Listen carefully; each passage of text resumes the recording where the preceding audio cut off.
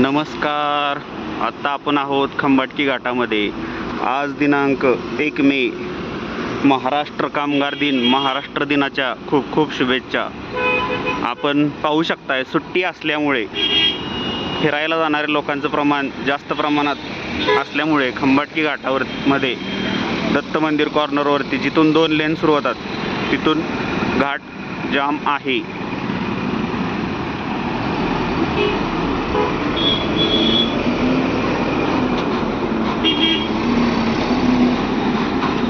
इथून पाठीमागे 4 लाईन जरी असल्या तरी इथून पुढे जाणाऱ्या रस्त्यावरती फक्त 2च लेन आहेत. अशा प्रकारे वाहतूक गो स्लोली म्हणजे धीम्या गतीने सुरू आहे.